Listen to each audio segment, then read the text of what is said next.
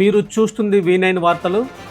Aam Aadmi party రాష్ట్ర నిజ నిర్ధారణ కమిటీ వేట్లపాలెం బాణాసంచ పేలుడు ఫ్యాక్టరీని ప్రాంతాన్ని సందర్శించింది. రాష్ట్ర ఉపాధ్యక్షులు తోకల వరదరాజు సాంచి ఆధ్వర్యంలో ఈ పర్యటన జరిగింది. ఈ సందర్భంగా రాష్ట్ర అధికార ప్రతినిధి Kalluri Krishnamohan, executive member Mohammed Riyaz, joint secretary Y Rambabu, senior నాయకులు దామోదర్ నరసింహమూర్తి తదితరులు పాల్గొన్నారు. పేలుడు జరిగిన ప్రదేశాన్ని పరిశీలించిన కమిటీ సభ్యులు అనంతరం సామర్లకోట ప్రాథమిక ఆరోగ్య కేంద్రం సందర్శించి క్షతగాత్రులను పరామర్శించారు. గాయపడిన వారికి మెరుగైన వైద్యం అందుతుందో లేదో తగు సూచనలు చేశారు. ప్రతి బాధితునికి కార్పొరేట్ స్థాయి వైద్యం అందించాలని, ప్రాణాలను కాపాడే క్రమంలో ప్రభుత్వం ఆర్థిక పరిమితులను చూడకూడదని తోకల వరదరాజు సౌంచి డిమాండ్ చేశారు. ఈ సందర్భంగా కాళ్ళూరి కృష్ణమోహన్ మాట్లాడుతూ రాష్ట్ర ప్రభుత్వం నిర్లక్ష్యం మరియు కాసులు కక్కుర్తి కారణంగానే ఈ బాణాసంచ పేలుడు సంభవించిందని ఆరోపించారు. ప్రమాదంపై సమగ్ర విచారణ జరిపి బాధితులపై కఠిన చర్య తీసుకోవాలని కోరారు. అలాగే ఈ ప్రమాదంలో మృతి చెందిన ఒక్కొక్కరికి 50 లక్షల ఎక్స్గ్రేషియా ప్రకటించాలని, కుటుంబంలో ఒకరికి ప్రభుత్వ ఉద్యోగం కల్పించాలని డిమాండ్ చేశారు. క్షతగాత్రులకు 10 లక్షల ఆర్థిక సాయం మరియు జీవనోపాధి కల్పించాలని ప్రభుత్వం కోరారు. ఈ ఘటనపై పూర్తి స్థాయి విచారణ జరిపి భవిష్యత్తులో ఇలాంటి ప్రమాదాలు జరగకుండా కట్టుదిట్టమైన భద్రతా పరిమాణాలు అమలు చేయాలని ఆమ్ ఆద్మీ పార్టీ నేతలు తెలిపారు. ఇది పూర్తిగా ప్రభుత్వం యొక్క భద్రతా వైఫల్యం కింద మేము భావిస్తున్నాం. అట్లాగే కాకినాడలో జరిగింది, ఇంకో చోట జరిగింది. ఈరోజు మహారాష్ట్రలో కూడా ఇదే విధంగా జరగటం వల్ల 15 మంది చనిపోయారు.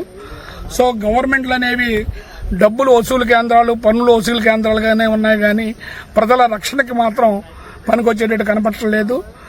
సేఫ్టీ మెజర్స్ ప్రాపర్గా తీసుకుంటలేదు.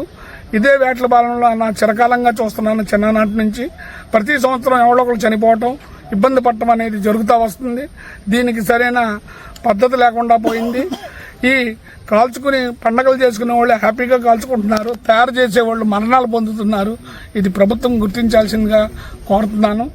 మేము డిమాండ్ చేసేది ప్రజల పక్షాన, వీళ్ల పక్షాన, బాధితుల పక్షాన సరైన న్యాయం చేయాలని చెప్పి మేము కోరుకుంటున్నాం. ఆమ్ ఆద్మీ పార్టీ తరఫున భద్రతా వైఫల్యం అనేది కనబడుతుంది. ఎందుకంటే లైసెన్స్ మాత్రమే ఇచ్చి ఫీజు వసూలు చేసుకుని వీళ్ళు జీఎస్టీలు వసూలు చేసుకున్నారు, కానీ ప్రజల యొక్క ప్రాణాలకి ఏ విధమైన రక్షణ చర్యలు తీసుకోకుండా ఇక్కడ చూస్తూ ఉండొచ్చు విజువల్స్. ఒక పొలంలో ఒక వాటర్ సోర్స్ ఒకటి ఏర్పాటు చేసి ఫైర్ క్రాకర్స్, తర్వాత ఇందులో ఏ కెమికల్స్ వాడుతున్నారో అక్కడ డిస్ప్లే చేసి బోర్డు కానీ తీసుకుంటాను. భద్రతా చర్యలకు సంబంధించిన ప్రికాషన్స్ కానీ ఎక్కడ మెన్షన్ చేయలేదు. ఏ విధమైన ప్రికాషన్స్ తీసుకున్నారో తెలియకుండా ఈ రోజున వందల మందిని ఇక్కడ కర్మాగారంలో అనధికారికంగా తీసుకున్నారు. వాళ్ళకి పిఎఫ్ కానీ ఈఎస్ఐ కానీ ఎటువంటి ఫెసిలిటీస్ లేవు. కనుక ఆ భద్రతాపరమైన చర్యలు ఏం తీసుకుంటున్నారో దానికి సంబంధించిన డిస్ప్లే బోర్డు లేదు, కెమికల్స్ ఏం వాడుతున్నారో తెలియదు. సో స్టాక్ ని ఎక్కడికి అసలు మెటీరియల్ని ఒక సాగ్రిగేట్ చేస్తున్నారా లేదో తెలియదు. సో అంతే ఇక్కడంతా కూడా ఇర్రెగ్యులారిటీస్ అనేది జరుగుతున్నాయి.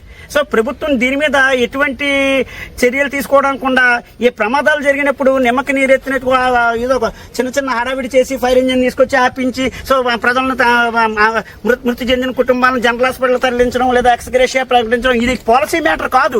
ఒక స్టాండర్డ్ డిపిఆర్ సిస్టమ్ ఉండాలి. ప్రభుత్వం యంత్రాంగానికి ఒక నిర్దిష్టమైన ప్రణాళిక లేకుండా, చర్యలు లేకుండా ఇటువంటి ప్రోత్సహించడం వల్ల ఓన్లీ లైసెన్స్ ఫీజులు, జీఎస్టీలకు మాత్రమే దీన్ని పరిమితం చేసి ప్రజల ప్రాణాలను ఇలా బలి చేయడం అని పూర్తిగా మేము ఆమ్ ఆద్మీ పార్టీ తరఫున ఖండిస్తున్నాం. ఇటువంటి రిపీట్ కాకుండా ఏ విధమైన చర్యలు తీసుకుంటుంది, భద్రతాపరమైన చర్యలు ఏం తీసుకుంటున్నారు, సేఫ్టీ మెజర్స్ తీసుకునేప్పుడు సో దానికి సంబంధించిన ఏ కెమికల్స్ వాడుతున్నారు, దానికి ఏ విధమైన కాంపోజిషన్స్, ఏ విధమైన ఫైర్ వస్తే దాన్ని ఎలా కంట్రోల్ చేయాలి, సో దాని మీద ట్రైనింగ్ కానీ ప్రాపర్ సిస్టమ్ కానీ ఏమీ లేకుండా ఇది ఎలా ఉందంటే కుటీర పరిశ్రమగా ఉంది. ఏమన్నా ఫైర్ క్రాకర్స్ అనేది కుటుంబ పరిశ్రమ కాదండి. ఇప్పుడు 22 మందిని బలి తీసుకుంది. కనుక మృతి చెందిన కుటుంబాలు ప్రతి వారికి 50 లక్షల రూపాయల తక్షణ సహాయం ఇవ్వాలని, అలాగే కుటుంబ సభ్యులకు ఒకరికి ప్రభుత్వ ఉద్యోగం ఇవ్వాలని, అలాగే మేము ఇవాళ క్షతగాత్రులు అయిన వారందరికీ ఎంతో మంది ఉన్నారు, వాళ్ళందరికీ కూడా 10 లక్షల రూపాయలు ఇస్తూ వారికి కూడా జీవనోపాధి కల్పించాలని. సో ఇటువంటి ఇండస్ట్రీస్ రన్ చేసేటప్పుడు వీటి ప్రోత్సహించేటప్పుడు ఇప్పుడు ప్రమాదం యొక్క అంచనా వేయకుండా దాని మీద రిస్క్ అసెస్మెంట్ అనేది ఏమీ లేకుండా చేయడం వల్ల ప్రభుత్వం యొక్క డొల్లతనం కనబడుతుంది. కనుక ఆమ్ ఆద్మీ పార్టీ తరఫున డిమాండ్ చేస్తూ దీనికి పూర్తిగా కూడా నేను అనకూడదండి. జిల్లా కలెక్టర్ గారు, జిల్లా ఎస్పీ గారు దీనికి బాధ్యత